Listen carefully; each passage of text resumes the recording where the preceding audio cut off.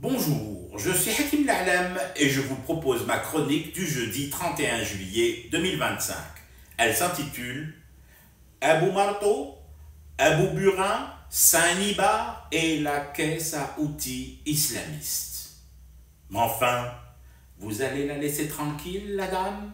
Daura Zouj, ni une ni deux et aujourd'hui trois, et hop, un marteau, un burin, et je te réduis ta poitrine d'un D à un minuscule A. Wesh wesh.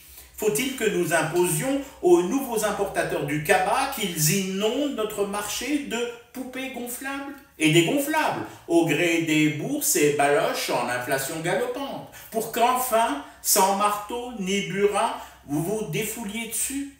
Ah, ça aurait de la gueule, la circulaire du ministère du Commerce.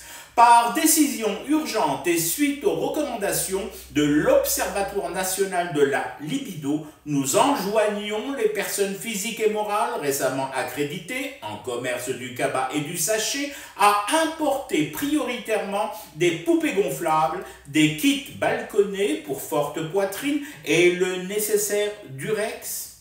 Et le slogan d'une telle campagne massive et généralisée, faut y penser et le faire vite. Un foyer, une poupée.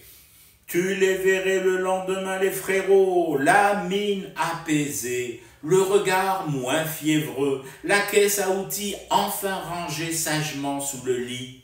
Mais attention, les poupées seules ne garantiront pas la quiétude des rares dames qui ornent encore nos places, jardins, fontaines et esplanades. Il faut d'autres mesures d'accompagnement et de soutien, si j'ose dire.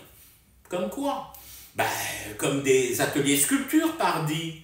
T'as le truc qui te gratte un peu trop? Tu lorgnes nerveusement sur le marteau? Allez, hop, direction l'atelier de sculpture. Pour que ce soit attractif, attirant, il faut bien vendre l'idée. Comme de comptabiliser les heures passées en atelier en rétribution et couverture sociale. On peut ainsi imaginer une prime d'assiduité qui s'ajouterait à celle du chômage, bien évidemment.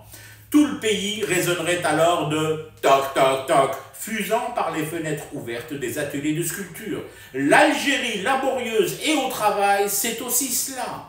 Et par-dessus tout, ça serait une initiative gagnant-gagnant. Bah oui, les statuts y gagneraient en intégrité, vos épouses aussi. Après une journée passée à faire toc toc toc dans ton atelier, à briser la pierre sans nous les briser, frère Abou Rodin en sandales, tu rentrerais chez toi moins tendu, moins à vif, moins asticoté du burin, une verveine pour compléter le tableau clinique et au dodo l'amateur de statuettes sans filtre. La paix des ménages à défaut de celle des ménages.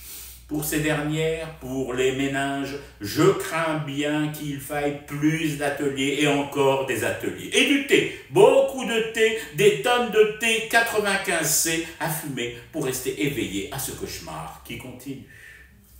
C'était Hakim La'alam, je vous retrouve samedi pour une autre chronique et une autre façon de dire son amour à l'Algérie.